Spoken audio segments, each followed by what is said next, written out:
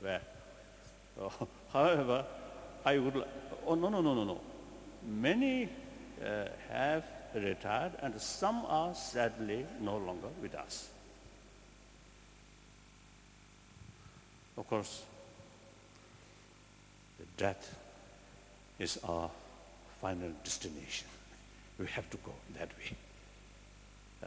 Now, as a Buddhist, as a believer, what we can do is only prayer for those people's soul no longer with us. But I'm quite sure, because they are a lifelong, I think, they carry spirit of freedom, liberty. I think maybe as a politician, sometimes maybe little lie here and there. But basically these people truly stand certain spirit, truth, justice. So I'm sure, you see, these people, because of their good deeds, their lifetime, so certainly when they leave our planet, these virtues certainly help them. So that's my prayer.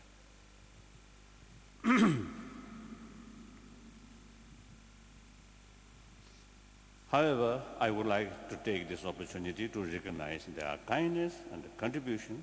Our American friends have stood with us in the most critical of times and under most intense pressure. Mr. President, thank you for your strong support and for the warm friendship that Mrs. Bush and you have extended to me personally. Thank you.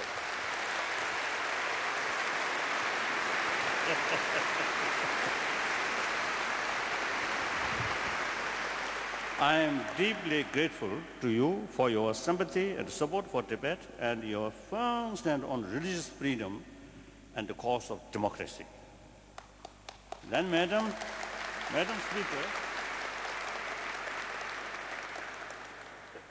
Speaker, you have not only extended an unwavering support to me and the just cause of the Tibetan people, you have also worked hard to promote the cause of democracy, freedom, and respect for human rights in other parts of the world. For this, I would like to offer my special thanks.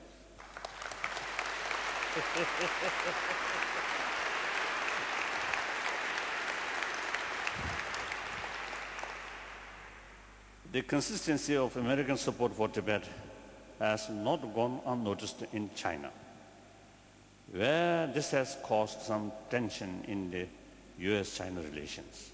I feel a sense of regret. Today, I wish to share with you all my sincere hope that the future of Tibet and China will move beyond mistrust on a relationship based on mutual respect, trust, and recognition of common interest. Today, we watch China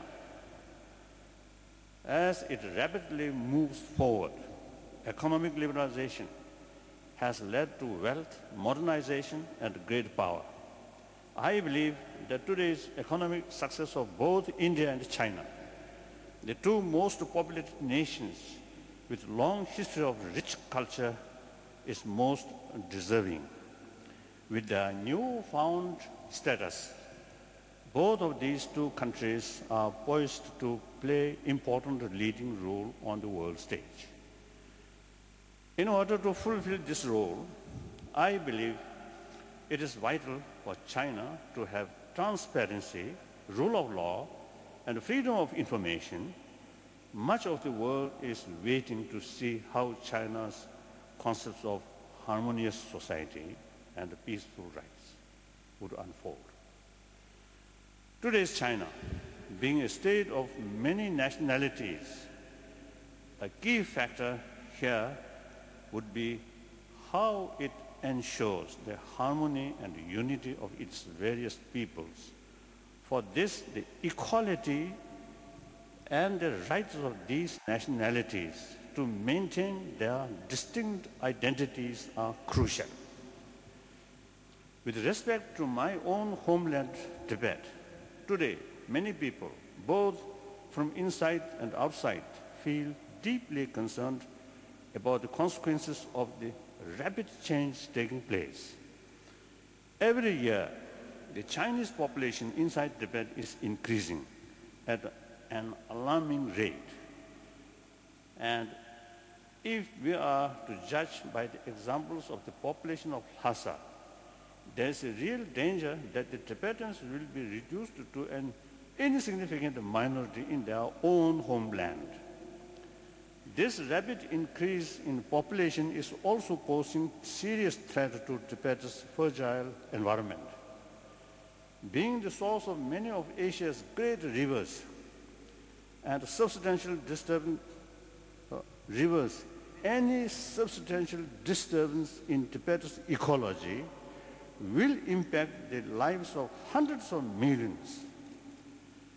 Furthermore, being situated between India and China, the peaceful resolution of the Tibet problem also has important implications for lasting peace and friendly relation between these two great neighbors. On the future of Tibet, let me take this opportunity to restate categorically that I am not seeking independence. I am seeking a meaningful autonomy for the Tibetan people within the People's Republic of China. If the real concern of the Chinese leadership is the unity and stability of PRC, I have fully addressed their concern.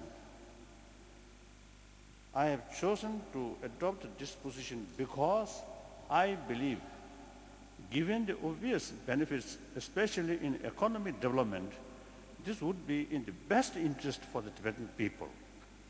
Furthermore, I have no intention of using any agreement on autonomy as a stepping stone for Tibet's independence. I have conveyed these thoughts to successive Chinese leaders, in particular following the renewal of direct contact with the Chinese government in 2002. I have explained these in detail through my envoys. Despite all this, Beijing continues to allege that my hidden agenda is separation and restoration of Tibet's old socio-political system. Such a notion is unfounded and untrue.